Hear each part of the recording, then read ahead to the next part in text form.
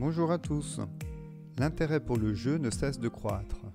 On veut utiliser du jeu pour tout et partout. Mais en parallèle, des recherches sont menées pour justement étudier les meilleures façons d'utiliser le jeu à des fins autres que de divertir. Dans cet épisode d'Homo Ludens, Julian Alvarez est mon invité pour en parler. Bonne écoute. Bonjour Julian Alvarez. Bonjour. Bonjour Mathieu. Tu es enseignant-chercheur à l'Université Polytechnique des Hauts-de-France et à l'École supérieure du professorat et de l'éducation de Lille. Tes recherches portent sur l'utilisation du jeu dans différents domaines, comme la formation, la santé ou encore le marketing. Alors pourquoi est-ce que tu as choisi de faire de la recherche sur le jeu ? Alors de manière très simple, l'origine vient sans doute de l'enfance. C'est-à-dire que j'ai eu, durant mon enfance, la chance ou du moins j'ai eu l'opportunité de vivre une expérience, qui est peut-être, assez atypique. C'est-à-dire que j'ai, durant ma petite enfance, connu le régime, de Franco en Espagne et la manière dont on faisait à l'époque, l'équivalent de la crèche, de la garderie. Donc à cette époque-là, quand j'avais 3-4 ans, heu, j'ai le souvenir de longues siestes obligatoires, et des jouets qui étaient essentiellement mis dans des placards, qu'on pouvait regarder, mais c'était quelque chose de rare et auquel on n'avait pas facilement accès. Puis ensuite, je suis allé, en Suède où j'ai vécu, une autre expérience, qui ressemblerait peut-être à l'école maternelle, mais là, ça se passe dans une maison et dans cette maison, en fait, on a, les différentes pièces qui correspondent à des lieux d'apprentissage différents. Donc on nous amène, par exemple, dans la cuisine et là, on peut, faire des expérimentations comme de la peinture ou faire des recettes de cuisine, évidemment, faire un petit peu de chimie ou de la physique. Bon, ce qui est à la portée d'un enfant de 4 à 6 ans, hein, de manière assez simple, mais qui permet déjà de découvrir des choses.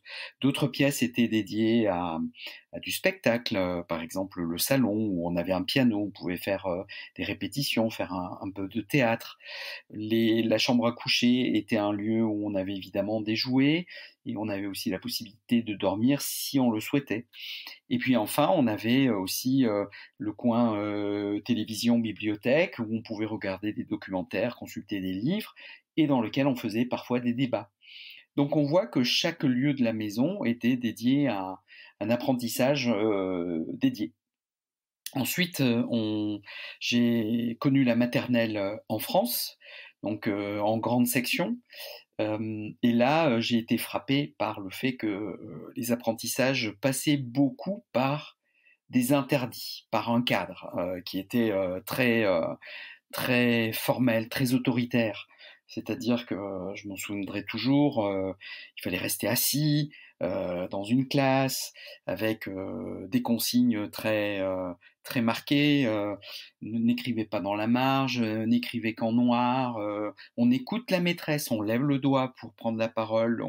Voilà. Donc c'est vraiment très policé, très dirigiste comme approche, je trouvais, où je venais de voir la Suède, où là, on avait vraiment une approche qui était très basée sur la confiance, le développement de l'enfant, c'était très épanouissant.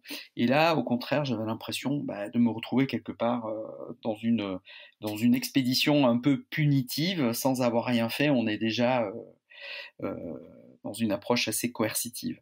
Et puis l'approche espagnole, elle, m'avait marqué par le fait que là, il n'y avait pas du tout la recherche d'un développement quelconque, hein, puisque c'était sieste après sieste. Donc dans ce contexte-là, je suis arrivé en France et puis après j'ai vécu en France avec l'idée que ce que j'avais vu en Suède me paraissait être beaucoup plus avant-gardiste que ce qui se faisait en France ou en Espagne. Donc, je répète, c'était les années 70. Hein, je voudrais pas que l'auditeur pense que je parle de notre époque actuelle. Et Et durant cette phase où j'avais l'impression qu'on pouvait faire des choses qui étaient peut-être mieux, il y avait notamment l'approche par le jeu que j'avais moi pu éprouver en Suède, puisque dans les chambres, on avait accès à des jouets. Et ce qui est intéressant, c'est que les personnes qui nous encadraient nous observaient, regardaient comment on jouait, et ça pouvait être de manière fortuite l'occasion de nous enseigner des choses.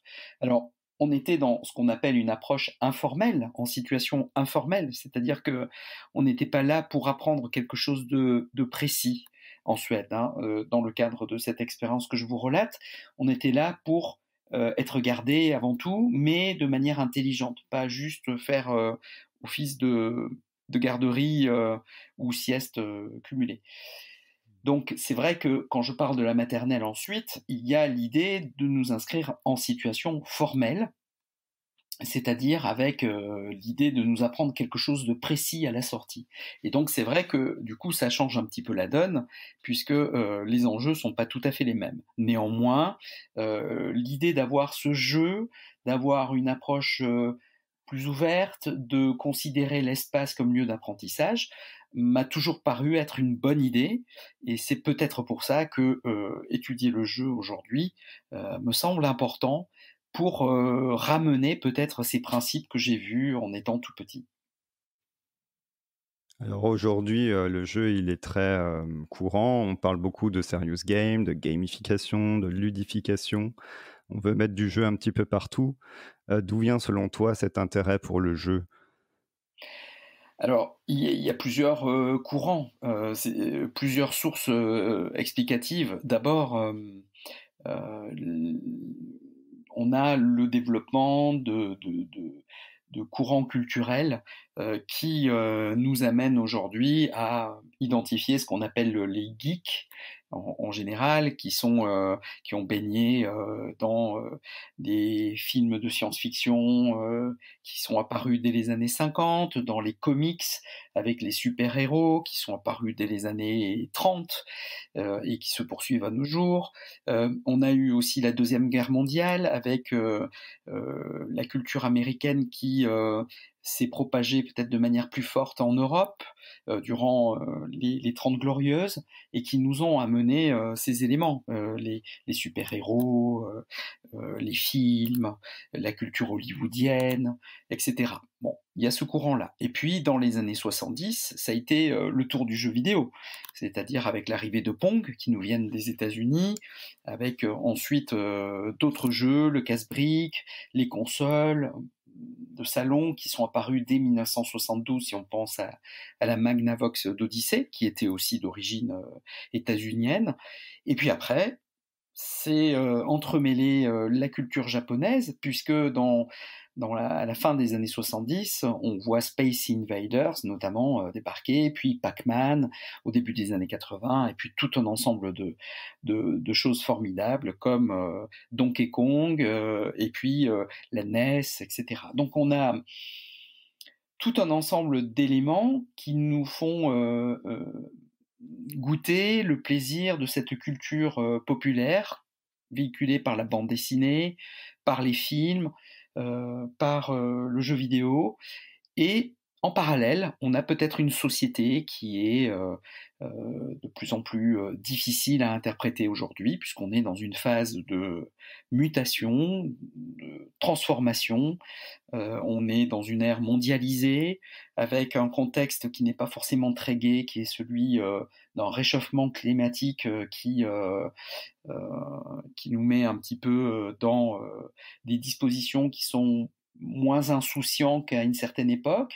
Et donc, dans ces climats de récession économique ou de difficultés économiques, avec toujours des contextes peut-être catastrophiques qui se profilent, plus le climat d'attentat, on a besoin de se réfugier dans des choses qui sont plus optimistes. Et c'est vrai que dans ces cas-là, quand on est un petit peu dans la peur du lendemain, se réfugier dans les valeurs du passé peuvent être un schéma qui sont adoptés par des personnes. Et dans ces schémas, dans ce refuge du passé, on va retrouver le plaisir du jeu, on va retrouver peut-être le plaisir de cette insouciance donnée par les comics, par les films de science-fiction, par tout ce qui a certain pouvoir distracteur, on va dire. Et donc ça peut être une première source explicative. Ensuite, une deuxième source explicative, c'est dans le contexte de l'école, de plus en plus d'enseignants font le constat que les apprenants sont en train de changer, ils veulent plus de réponses, ils veulent avoir la possibilité de comprendre le pourquoi des choses, ils veulent, à mon avis aussi, plus d'interactivité, qu'on leur donne plus de place. C'est-à-dire que si on réfléchit bien, on est baigné de plus en plus dans les outils du numérique qui nous invitent à interagir. Et là, on arrive dans l'école, pourquoi là, tout d'un coup, tout devrait s'arrêter? Donc là, il y a quelque chose qui peut paraître illogique pour certains apprenants, et donc on a une appétence pour tout ce qui va nous amener à interagir. Et le jeu est précisément une activité qui nous permet d'interagir, de faire des interactions sociales, d'atteindre des objectifs qui peuvent être divertissants, et donc nous amener finalement dans une certaine situation qui peut être plaisante pour certains profils d'apprenants. Est-ce que, enfin, du coup, tu as participé à la création du diplôme interuniversité Apprendre par le jeu. Mmh. Est-ce que ce diplôme répond à une demande que tu as relevée par rapport à notamment ce deuxième constat que tu nous as décrit, juste avant? Oui, de manière très simple, c'est-à-dire que c'est vrai que l'objet de recherche sur lequel je travaille depuis le milieu des années 2000, c'est le serious game, c'est-à-dire la possibilité d'instrumentaliser le jeu pour faire autre chose que simplement se divertir, essayer de faire cette jonction entre la situation formelle qu'on a évoquée tout à l'heure et le plaisir de pouvoir jouer pour atteindre ces objectifs formels, de pouvoir nous inscrire finalement dans une certaine forme de, de prise de position, de pouvoir être force de proposition. Et donc le jeu, puisqu'il faut faire des initiatives, prendre des initiatives, pour moi correspond à quelque chose qui me paraît intéressant à étudier. Et donc évidemment, dans le contexte actuel, plein d'autres acteurs s'intéressent à l'utilisation du jeu, que ce soit dans le domaine de la santé, de la publicité, de la formation, de la défense, de la culture. Et donc, on avait des demandes qui se multipliaient, de personnes qui nous demandaient bon, très bien, vous avez écrit des articles sur le sujet, mais est-ce qu'il existe des formations, où c'est qu'on peut se former, où c'est qu'on peut aller plus loin sur ces sujets, etc. Et j'ai eu la chance, en fait, d'avoir le CRI, Antoine Tally et Frédéric Deléage, qui m'ont contacté pour savoir si ça m'intéresserait de, de construire cette aventure avec eux, à savoir de mettre en place un diplôme interuniversitaire pour justement proposer des cours en lien avec le serious game, d'une part, c'est-à-dire utiliser le jeu à des fins utilitaires, et puis aussi de détourner des jeux existants pour en faire des usages qui s'écartent de ce que les concepteurs initiaux avaient prévu, c'est-à-dire simplement se divertir, mais pourquoi pas euh, percevoir des messages qui peuvent être intéressants, constructifs, s'entraîner ou bien collecter des données. Donc ça, c'est les 3 fonctions utilitaires, du serious game, c'est ça? Tout à fait, tout à fait. Et puis ce qu'on peut compléter aussi, c'est que les publics le public qu'on a dans le cadre du DIU est un public finalement assez âgé. C'est pas forcément de la formation, comment dirais-je, initiale. On est dans la formation continue. Ce sont des personnes qui ont entre 30 et 50 ans et qui donc sont déjà dans une expérience professionnelle pour la plupart, mais qui viennent vraiment de milieux très différents. On a des personnes qui viennent du monde de l'éducation, évidemment, des enseignants et des enseignantes qui veulent pouvoir utiliser le jeu en classe, mais aussi des personnes qui montent leur société, des créateurs d'entreprises, des créateurs de start-up, des personnes qui travaillent dans le milieu de la santé, des pédiatres, des personnes qui forment également dans le milieu de la santé, comme des sages-femmes ou des infirmiers ou des infirmières. Et puis après, on a aussi des personnes qui travaillent dans le milieu de l'administration, des personnes qui travaillent aussi dans la mise en place de formations.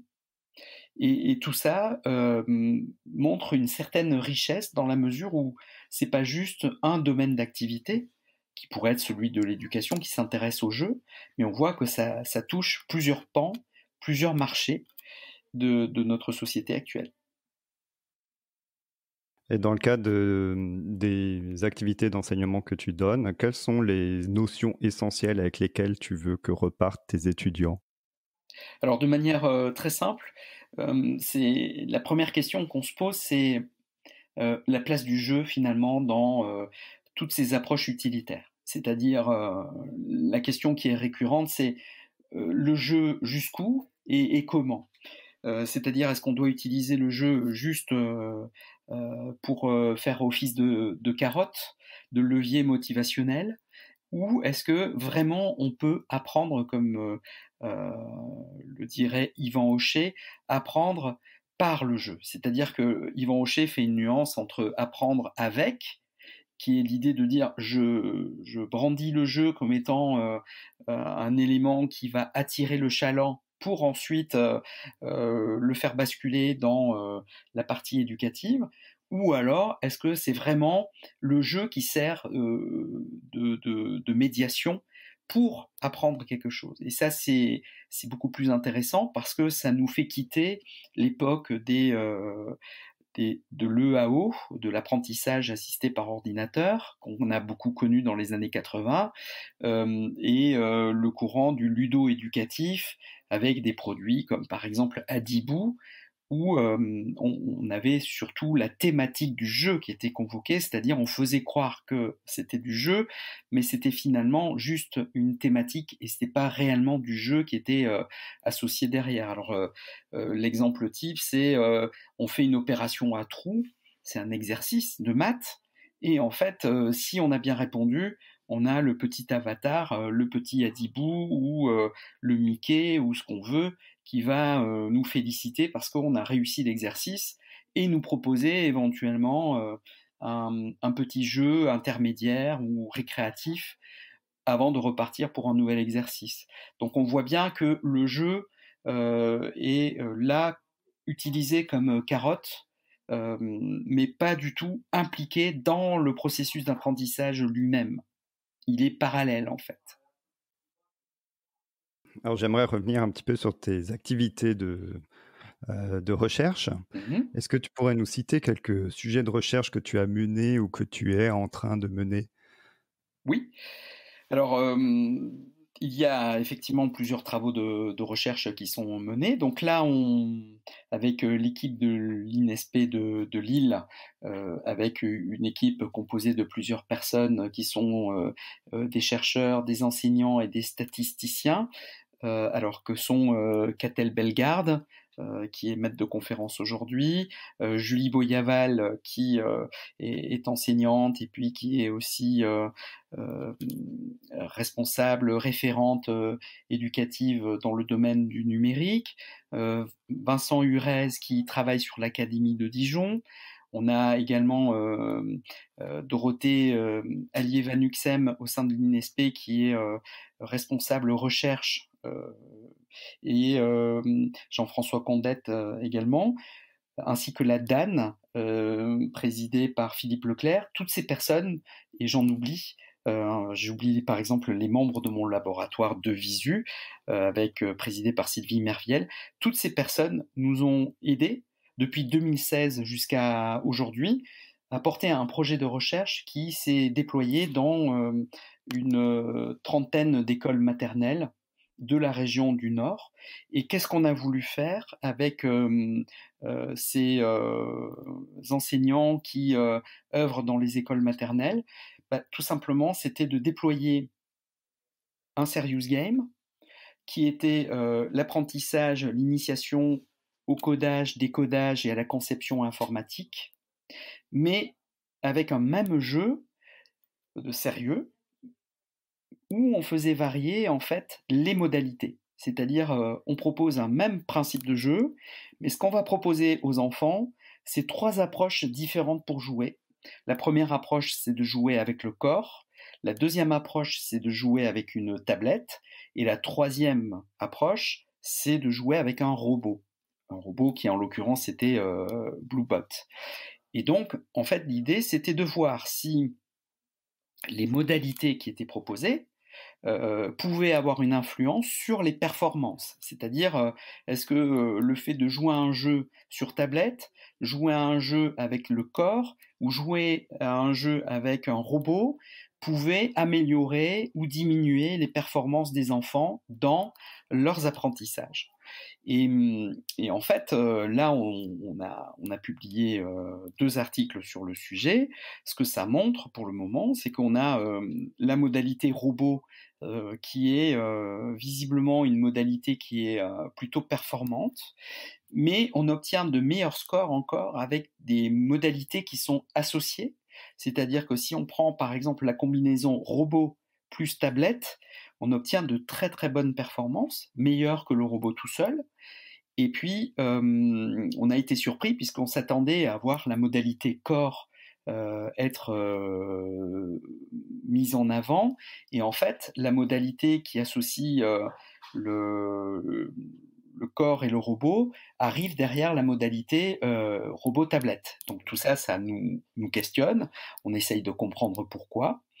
Mais en même temps, on est prudent puisqu'on se rend compte que, par exemple, selon les activités, on a le corps qui, des fois, présente de meilleurs résultats que le robot ou que la tablette. Donc, ça dépend vraiment des enfants, ça dépend des contextes et ça dépend des activités. Mais globalement, c'est quand même le robot et la tablette qui donnent pour le moment le meilleur score. Or, ce qui nous a surpris, c'est que la tablette toute seule donne les plus mauvais résultats. Donc on essaie de comprendre pourquoi, en associant le robot et la tablette, on a comme ça un boost au niveau des performances. Alors est-ce que c'est parce que l'enfant est amené à passer 2 fois plus de temps en utilisant une première fois le robot puis la tablette, au regard de l'utilisation de seulement la tablette ou seulement le robot? Mais ça n'explique pas tout malgré tout. Donc voilà ce qu'on a comme projet de recherche pour commencer. Ensuite, on a un deuxième projet de recherche qui est en lien avec l'utilisation des jeux vidéo existants. C'est-à-dire que plutôt que d'essayer de concevoir des serious games en partant d'une feuille blanche, l'idée c'est de se dire la plupart des enseignants et des enseignantes sont en fait des artisans, des artisanes de l'enseignement. Et je me suis aperçu avec le recul que ces enseignantes et ces enseignants n'aiment pas finalement avoir un dispositif clé en main, n'aiment pas qu'on leur donne un serious game, allez-y, utilisez comme tel. En fait, ce qu'aiment faire les enseignants et les enseignantes, c'est de trouver par eux-mêmes, en les adaptant à leur propre pédagogie, les jeux qui vont pouvoir être utilisés en classe en fonction de ce qu'ils aiment eux, en fonction de leur goût, de leurs préférences, de leur motivation. Et donc, ce qu'on essaye de mettre en place au sein de l'INSP de Lille, c'est une bibliothèque de jeux vidéo et de jeux de société qui date des années 70 jusqu'à nos jours. Donc là, on a tout un ensemble de titres qui vont de la Magnavox d'Odyssey, que je vous ai évoqué tout à l'heure, jusqu'aux dernières consoles de jeu, la Xbox One, la PlayStation 4, la Switch, en passant par tout un ensemble de machines intermédiaires comme les TO7, les MO5, l'Amstrad, le Commodore 64, les Atari, la NES qu'on a évoqué tout à l'heure, etc., etc. L'idée, c'est vraiment de donner à nos enseignants et nos enseignantes une palette très très large de jeux et de jouets, qui soient numériques, qui soient analogiques, c'est-à-dire jeux de cartes, jeux de plateau, ou hybrides, c'est-à-dire qu'on retrouve à la fois des composantes analogiques et des composantes numériques pour pouvoir mener leurs activités ludopédagogiques en classe. Et ce qu'on va essayer de mettre en place une fois que cette bibliothèque ouvrira ses portes en 2020, c'est de pouvoir conduire des travaux de recherche sur la durée, des études plutôt longitudinales, pour voir comment les pratiques enseignantes sont éventuellement modifiées par le jeu et comment les pratiques qui sont proposées par des enseignants et des enseignantes sont partagées entre enseignants et enseignantes pour s'approprier le jeu et qu'est-ce que ça va nous donner à la sortie. Ça, c'est ce qu'on attend de voir. Et enfin, un dernier travail de recherche qui est mené aussi actuellement sur la réalité virtuelle qui vise à étudier quel peut être l'impact de cette modalité au regard des modalités écran. Ça aussi, c'est quelque chose qui nous questionne. Est-ce que le fait d'être dans l'image apporte une plus-value? C'est une question de société qu'on doit se poser aujourd'hui, sachant que des auteurs comme Serge Tisseron nous mettent en garde sur la problématique de la consommation écran. Donc, ce qu'on veut vérifier, nous, c'est si la réalité virtuelle apporte une bonne valeur ajoutée, dans quel contexte, dans quel cadre, et ensuite pouvoir trouver le bon dosage, c'est-à-dire comment alterner les modalités de manière à ne pas être uniquement connecté sur des écrans, des casques de réalité virtuelle, mais aussi trouver le cas échéant des alternatives pour jouer sans être non plus trop exposé à ces écrans qui ont, selon certains auteurs, aussi des contre-effets sur le développement des enfants. Et qui sont les personnes ou les institutions qui te commanditent ces recherches? Alors, il y a des initiatives qui sont portées effectivement par, d'une part, des entreprises. Dans le cadre de la réalité virtuelle, il s'agit par exemple de la société Immersive Factory qui souhaite étudier l'apport de la réalité virtuelle de manière concrète sur le terrain. Est-ce que la réalité virtuelle est une valeur ajoutée ou est-ce qu'on peut faire la même chose avec un écran traditionnel ou d'autres types d'approches comme un document audiovisuel, par exemple. Ça, c'est donc d'une part des acteurs privés. Ensuite, il y a des acteurs publics. Par exemple, le projet Bluebot qu'on a évoqué tout à l'heure, là, ça vient de l'Académie de Lille, ça vient de l'ESP de Lille à l'époque, qui souhaitait mener une expérimentation sur la robopédagogie. Et donc là, on a mis ensemble le protocole et on l'a développé donc entre 2016 et cette fin d'année 2019, donc un programme de recherche qui s'étale sur 3 ans, et on espère pouvoir reconduire un nouveau cycle de 3 ans, parce qu'on a plein de choses maintenant qu'on a trouvées et qu'on aimerait approfondir. Et puis après, il y a des initiatives personnelles.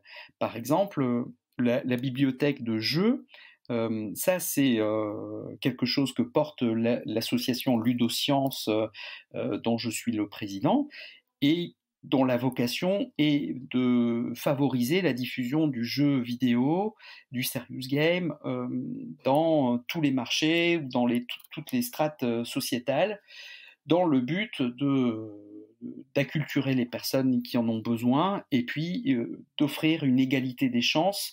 C'est-à-dire, si on parle de ludopédagogie aujourd'hui, il ne faut pas que ce soit réservé à une élite, mais on tient à ce que ce soit vraiment partagé par le plus grand nombre. Donc, à partir de là, l'idée de cette bibliothèque qu'on est en train de monter à l'INESP sera d'être partagée, mutualisée avec des acteurs, des partenaires qui souhaitent s'associer à la démarche. Alors, tu as beaucoup parlé de jeux plutôt numériques. Est-ce qu'il y a une raison à cela? Alors, de manière très simple, on a aujourd'hui le jeu vidéo qui est une composante qui est arrivée de manière récente, hein, c'est-à-dire c'est apparu dans les années 70.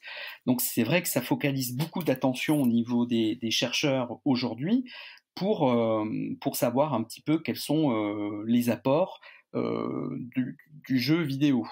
Ce qu'il faut savoir aussi, c'est que le jeu vidéo offre quelque chose qui est extrêmement intéressant, c'est que c'est un support qui est interactif, avec la possibilité pour les utilisateurs d'avoir un arbitrage automatique.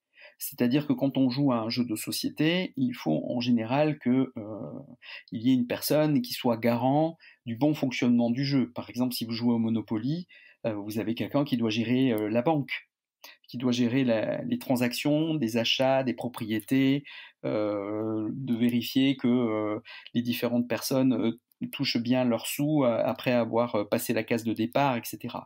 Dans un jeu vidéo, tout ça, ou dans un jeu numérique, si on a une vision plus large encore, pas forcément avec écran, on a une gestion qui est informatisée de ces arbitrages, et donc ça permet en fait de libérer euh, les utilisateurs de certaines tâches pour les mettre au profit d'autres aspects. Sauf évidemment si la gestion de la banque représente un intérêt pédagogique pour un enseignant ou une enseignante, auquel cas, évidemment, le jeu de société, en l'occurrence le Monopoly, a toute sa place, évidemment. Alors après, on voit aujourd'hui apparaître un phénomène qui nous intéresse beaucoup, ce sont les escape games, et les serious escape games notamment, dont on fait chaque année depuis 2017 une édition pour étudier un petit peu ce qui se passe sur le sujet, ce que font les enseignants, les enseignantes et d'autres acteurs privés sur cette thématique-là. Alors l'escape game offre l'avantage de pouvoir mélanger, hybrider toute forme de jeu, que ce soit des jeux de société, que ce soit des jeux vidéo, que ce soit des jeux hybrides, justement, parce que on peut être aussi bien amené à toucher des objets concrets, des cadenas, des fils électriques qu'on doit disposer dans le bon ordre, que des ordinateurs ou des tablettes ou des écrans interactifs ou voire des consoles de jeux. Donc, ce qui est intéressant, c'est que finalement, on arrive avec les escape games à marier peut-être le meilleur des deux mondes, c'est-à-dire le côté tangible et les interactions sociales que nous offrent les jeux analogiques, les jeux de plateau, les jeux de cartes, puisqu'on est amené à parler, discuter entre personnes, et puis ce système d'autoportage que nous offre le jeu numérique, dans le sens où l'arbitrage, l'impartialité est géré de manière automatique. Voilà. Donc peut-être que le meilleur des deux est regroupé dans les escape games. Les escape games offrent aussi l'avantage de pouvoir s'adapter à tout type de budget. C'est ça qui nous intéresse aussi, c'est-à-dire qu'on peut très bien faire un escape game en dévalisant des boîtes de jeux de société dans lesquelles on peut récupérer des pions, des dés, des cartes, etc., qu'on peut ensuite modifier à sa guise, tout en associant donc des applications déjà existantes sur tablette qu'on peut aller insérer pour proposer des énigmes aux participants. Voilà, donc il y a plein de facteurs qu'on interroge au travers des escape games, et d'ailleurs on a lancé à ce sujet un appel à communication pour une revue qui s'appelle Sciences du jeu, dont on attend les écrits pour le mois d'avril 2020. Donc appel à vos auditeurs, s'ils sont intéressés, je les invite à aller voir le site des Sciences du jeu et de regarder donc l'appel à communication numéro 16 dédié aux escape games. Tout le monde peut participer?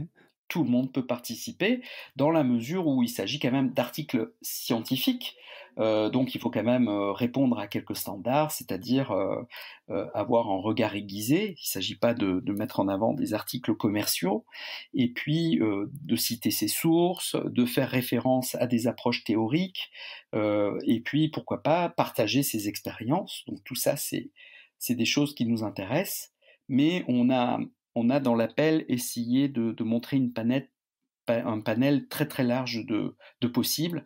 On peut être aussi bien dans les escape games entièrement numériques que entièrement analogiques, voire hybrides.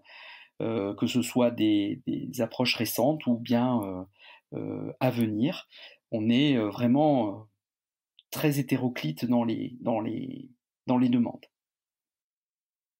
Alors quel conseil peux-tu donner aux personnes qui utilisent ou souhaitent utiliser le jeu dans leur activité professionnelle? Alors, de manière simple, je dirais pour quelqu'un qui démarre, qu'il vaut mieux partir sur l'idée de détourner des jeux existants. On fait l'économie de devoir se creuser la tête pour faire un jeu qui, au bout du compte, peut ne pas être si amusant que ça. Il existe déjà des tas de jeux qui ont fait leurs preuves, et donc il vaut mieux, à mon avis, partir d'un jeu existant, adapter ce jeu aux besoins utilitaires que l'on vise. On est sûr d'avoir une base qui est déjà bonne. Pour évidemment des personnes qui aiment créer leurs jeux, je ne vais pas leur dire que c'est pas bien. Là, évidemment, ils font ce qu'ils veulent, mais c'est plutôt pour les personnes qui ont du mal à imaginer comment développer un jeu, comment créer un jeu. On a cette chance aujourd'hui de baigner dans une culture du jeu qui est extrêmement développée dans notre société, et il est très rare que on ne trouve pas un jeu existant qui traite déjà de la thématique qui va nous concerner dans les objectifs utilitaires que l'on vise. Vraiment, les palettes sont extrêmement larges et développées aujourd'hui. Ça, c'est le premier point. Le deuxième point, c'est de savoir qu'il y a 3 temps pédagogiques qu'il convient de respecter. C'est Nicole Tremblay, une chercheuse canadienne, qui nous l'apprend.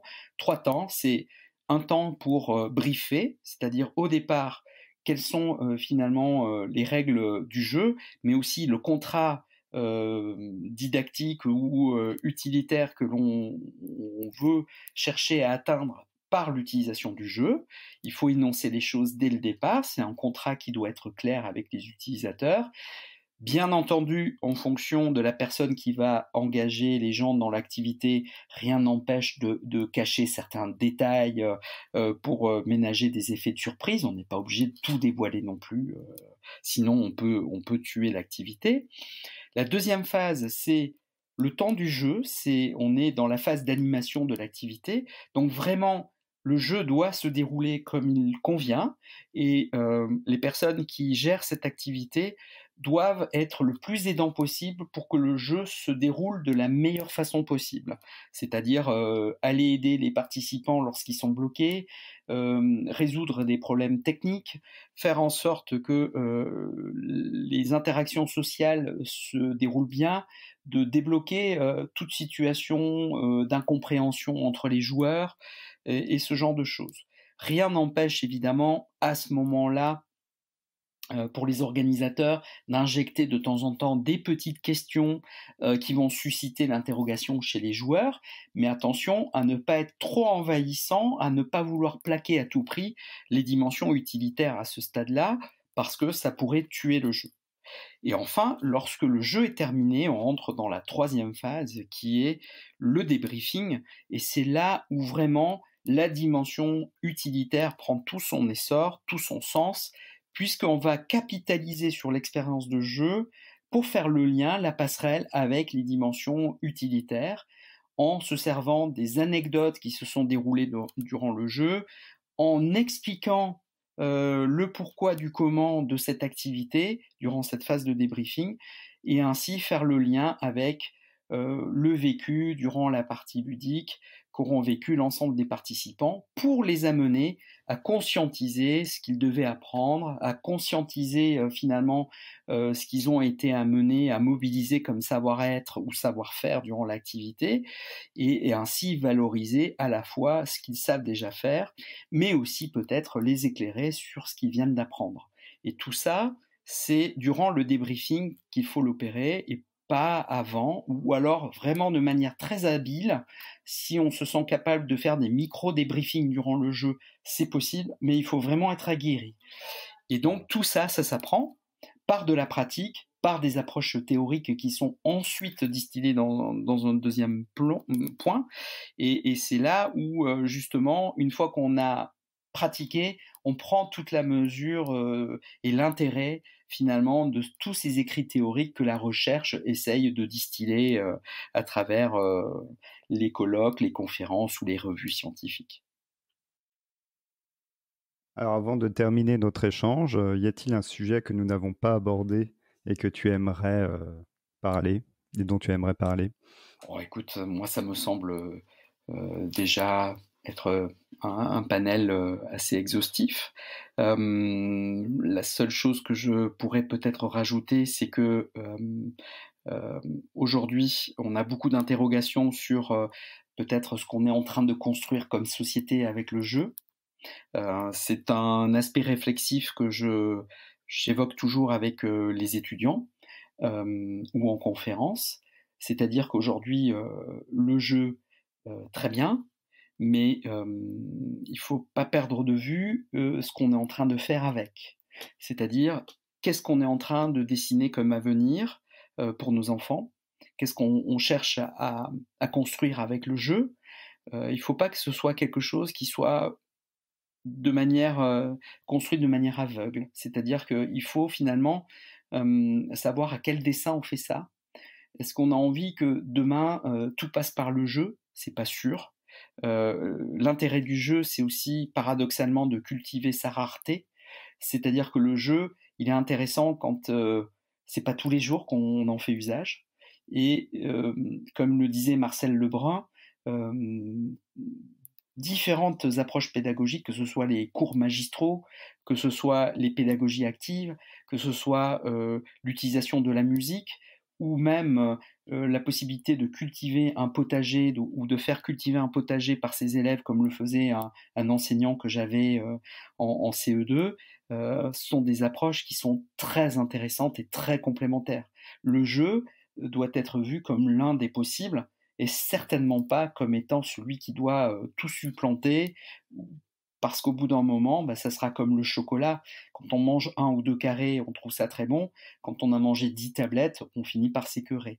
Donc il ne faut pas arriver à cet état d'écœurement, il faut que ce soit vraiment utilisé de manière parcimonieuse, et puis réfléchir aux conséquences de ce qu'on met en œuvre quand on met en place des activités ludopédagogiques ou qu'on mobilise le jeu. Voilà, parce qu'il peut y avoir aussi des dérives, malheureusement. Alors finalement, si on souhaite en savoir plus sur toi ou sur les travaux que tu mènes autour du jeu, où est-ce qu'on peut envoyer les gens? Où est-ce qu'on peut s'informer? Alors il y a d'abord le site de Ludosciences, tout simplement, sur lequel on met de temps en temps un petit post, un petit blog sur l'actualité. On partage tous nos écrits scientifiques, que ce soit ceux de Damien Djaouti ou d'Olivier Rampenou, qui sont les 2 autres membres fondateurs de l'association. On les partage pour les diffuser dans tous les réseaux, auprès de tous ceux qui peuvent être intéressés de manière gratuite évidemment, avec l'idée qu'on puisse faire de l'open innovation. C'est vraiment partager la recherche, on n'est pas du tout dans une logique de protectionnisme. Et puis après, il y a aussi ma page LinkedIn, sur laquelle on peut aussi me trouver assez facilement pour échanger, discuter et évidemment répondre aux questions éventuelles que se poseraient vos auditeurs. Ben, merci beaucoup, Julien Alvarez. J'ai pris beaucoup de plaisir à échanger avec toi. C'est réciproque. Merci d'avoir écouté jusqu'au bout. N'oubliez pas de vous abonner et de parler du podcast autour de vous. À très bientôt!